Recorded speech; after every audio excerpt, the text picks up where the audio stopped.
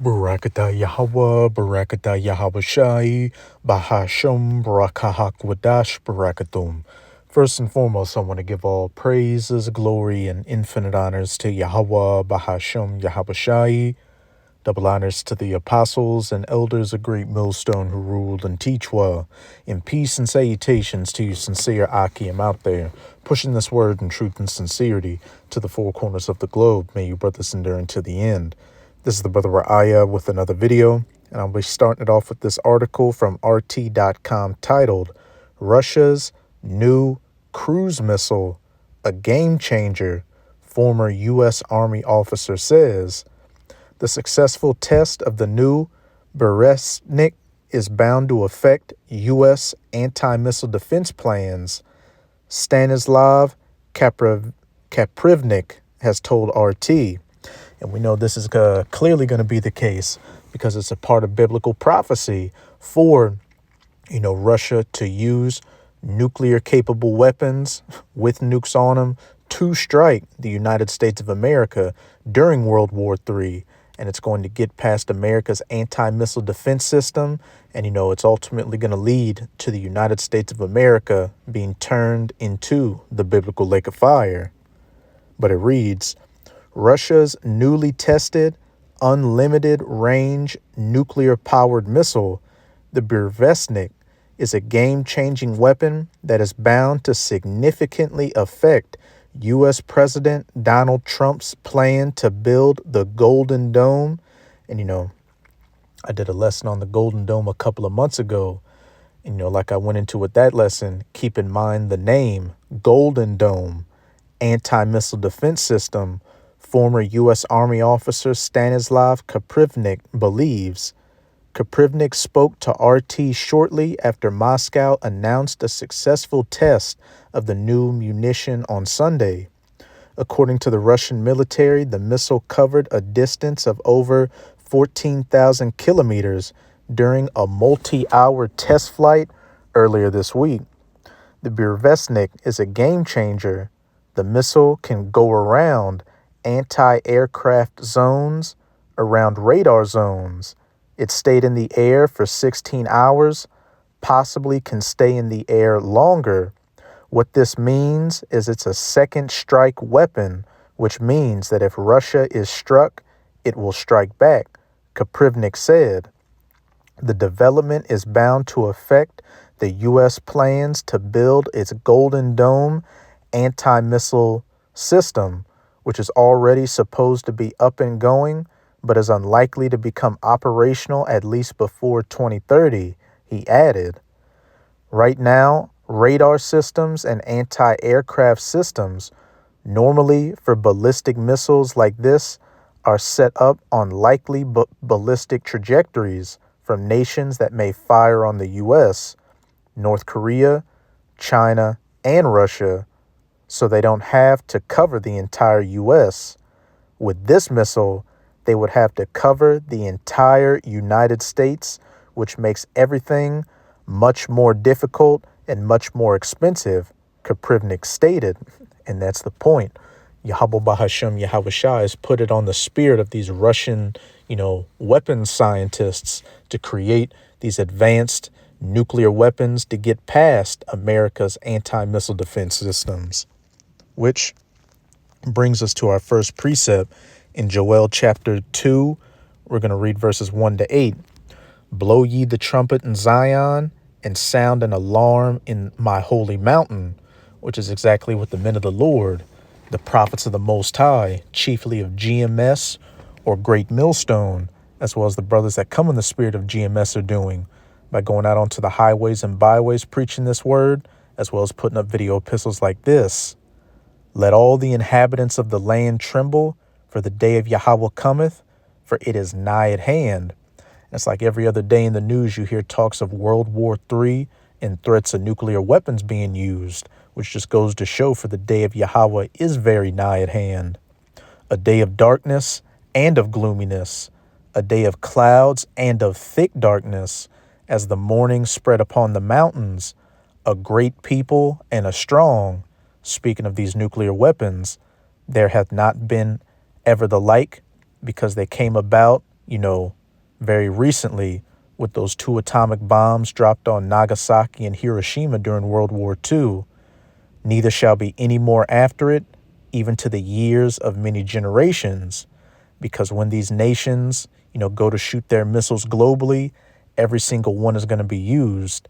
And afterwards, when Yahushai, the Son of the Most High, whom the world ignorantly refers to as so-called Jesus, along with the 144,000 of the elect, come off the chariots and begin enslaving you heathens, hey, and Abaratazam of this number, we're never going to allow you to build weapons of war anymore. A fire devoureth before them, that warhead at the front of the missile, and behind them a flame burneth, the rocket booster at the back. The land is as the Garden of Eden before them.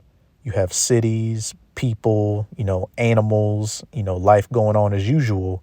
And behind them a desolate wilderness. Yeah, and nothing shall escape them. Something out of a post-apocalyptic movie like Mad Max. The appearance of them is as the appearance of horses, and as horsemen so shall they run. Like the noise of chariots on the tops of mountains shall they leap, like the noise of a flame of fire that devoureth the stubble, as a strong people set in battle array. Before their faces the people shall be much pained, all faces shall gather blackness. People getting burnt to a crisp by those nuclear missiles. Now, here's the point I wanted to get to. They shall run like mighty men. They shall climb the wall like men of war, and they shall march everyone on his ways, and they shall not break their ranks. These missiles reaching their targets without any problems due to, advanced, GPS navigation systems. And then on top of that, Yahweh Bahashem, Yahweh Shah is going to be controlling those missiles as well. I've done videos in the past on how chariots, which people refer to as UFOs, back during the Cold War, showed up over both U.S. and Russian nuclear, weapons facilities and turned on the launch sequences, and then at the last second turned them off. Verse 8, neither shall one thrust another. They shall walk everyone in his path, and when they fall upon the sword, they shall not be wounded. And that sword is speaking of these anti-missile defense systems, which, as we just read in that first article with the Berezvnik, nothing, that the U.S. has is capable of stopping it.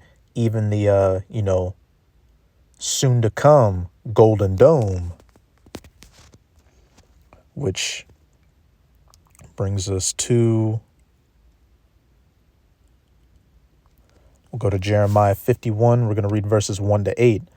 Thus saith Yahweh, behold, I will raise up against Babylon. And this is talking about the virgin daughter of Babylon, Babylon the Great, the United States of America, and against them that dwell in the midst of them that rise up against me, a destroying wind, those nuclear missiles and that destruction that comes with it. And I will send unto Babylon fanners that shall fan her and empty her land. For in the day of trouble they shall be against her round about. Against him that bendeth, let the archer bend his bow.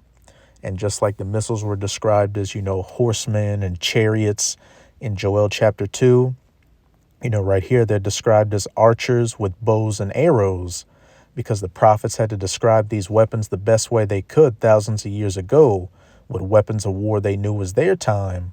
And, when you look at a missile, it looks just like an arrow. And against him that lifteth himself up in his brigandine, and spare ye not her young men, destroy ye utterly all her host. These nations, from the four corners of the earth, surrounding her round about, that are going to shoot their nuclear arrows onto her. Thus the slain shall fall in the land of the Chaldeans, and they that are thrust through in her streets. For Israel hath not been forsaken, nor Judah of his power. Israel representing the northern kingdom, the so-called Latinos and Native Americans, and Judah, the southern kingdom, the so-called Negroes, black, African American, Yahweh Bahashem Yahweh Shai, saving his people, beginning with the elect. For Israel hath not been forsaken, nor Judah of his power, of Yahweh of hosts, though their land was filled with sin against the Holy One of Israel. Flee out of the midst of Babylon, and deliver every man his soul. Be not cut off in her iniquity, for this is the time of Yahweh's vengeance. He will render unto her a recompense. And, you've got a lot of different heathens starting to leave the United States of America, even American citizens leaving this country because they see that this place is collapsing. But, what this is first and foremost talking about is the elect fleeing out of Babylon by getting beamed up onto the chariots, what these Christians ignorantly refer to as the rapture. But remember what Trump's anti-missile defense system was called? The Golden Dome. Behold, Babylon hath been a golden cup in Yahweh's hand that made all the earth drunken off her different philosophies, democracy, capitalism, feminism, equality, the alphabet group beginning with LG. The nations have drunken of her wine, therefore the nations are mad, taking on these Western, ideas, which is just completely ruining their societies. Broken families, strong, independent women, alphabet people running around, weak, effeminate men.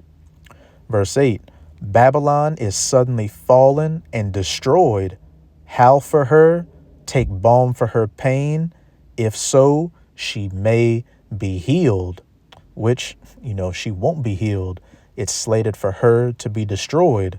And again, Yahweh Bahashem Yahweh Shai has put it on the spirit of these Russian Edomite scientists to create these advanced nuclear capable weapons to get past any type of anti-missile defense system that the United States of America has.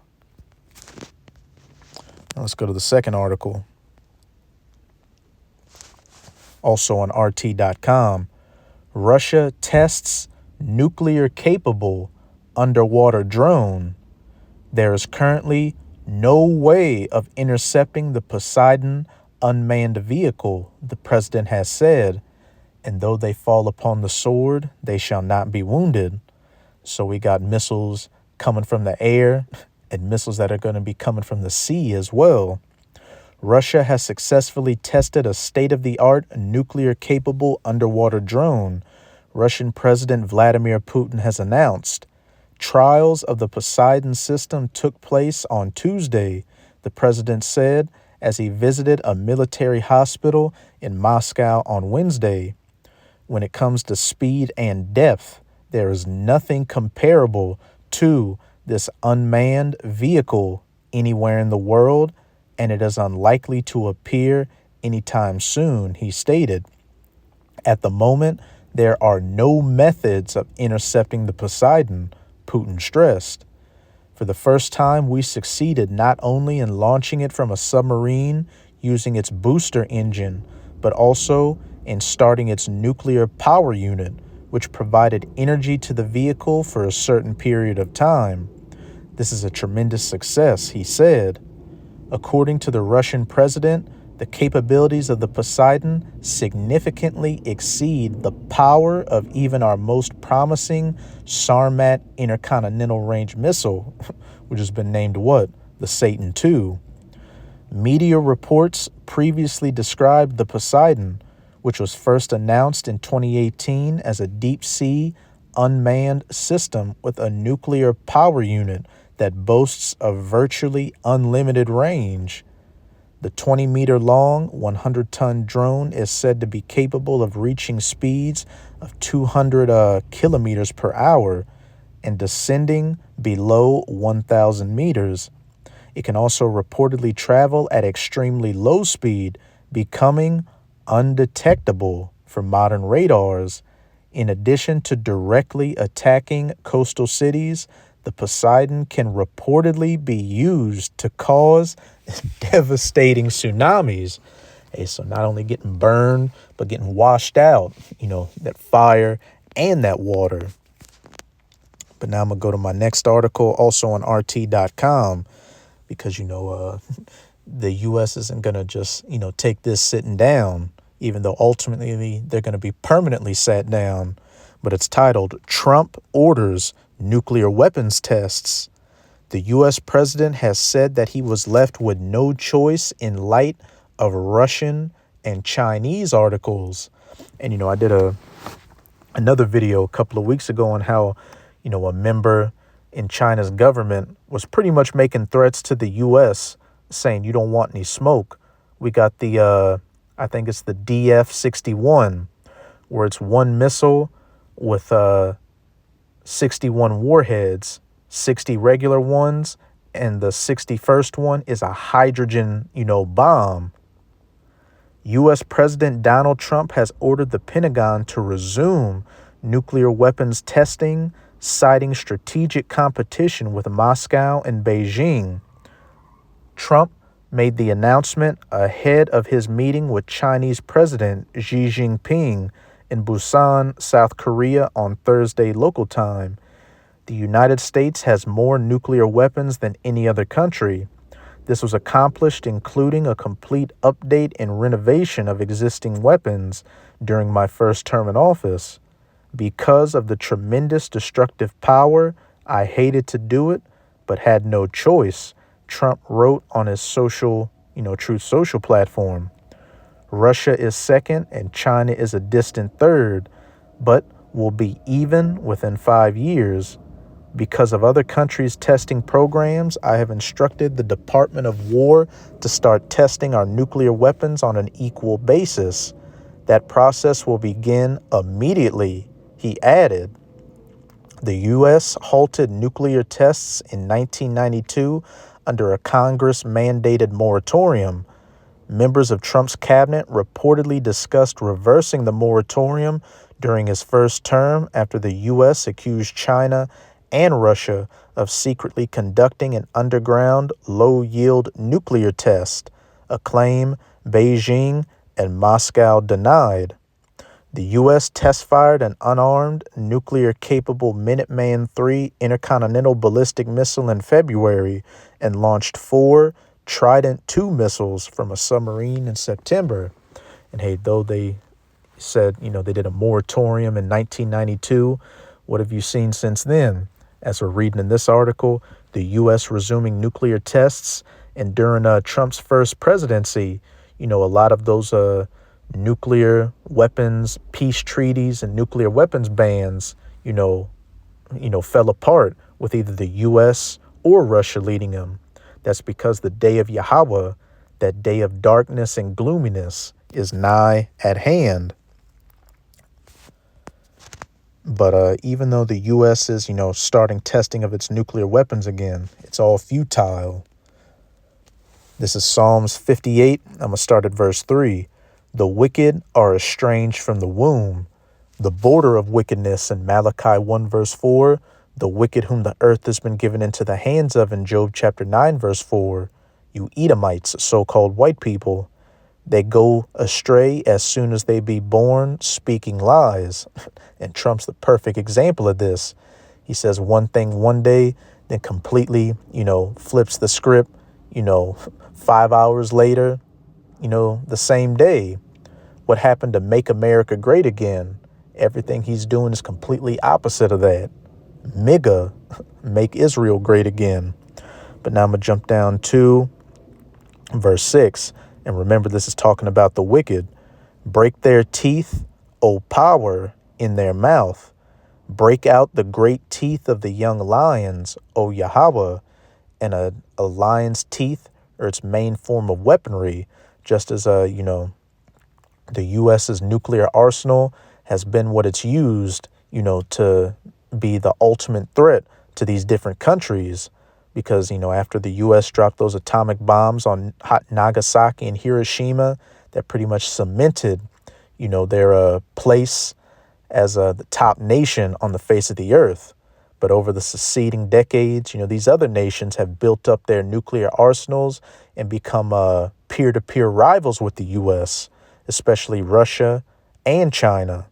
But as it said, break their teeth, O power, let them melt away as waters which run continually, when he bendeth his bow to shoot his arrows, to shoot his nuclear missiles, let them be as cut in pieces. The U.S. is going to get off some of those missiles, but ultimately it's slated for, the U.S. to be cut in pieces, be completely wiped off the face of the earth by these other nations as nuclear missiles.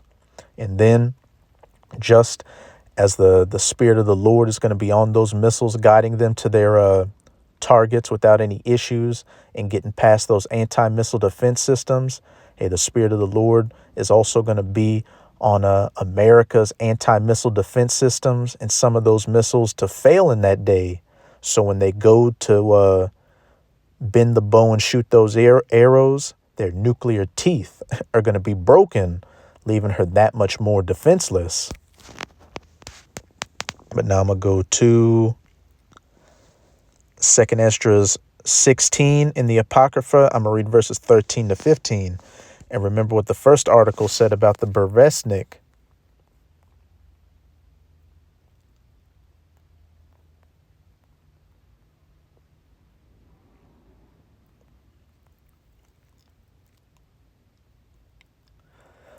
According to the Russian military, the missile covered a distance of over 14,000 kilometers during a multi-hour test flight. The Burevestnik is a game changer. The missile can go around anti-aircraft zones, around radar zones.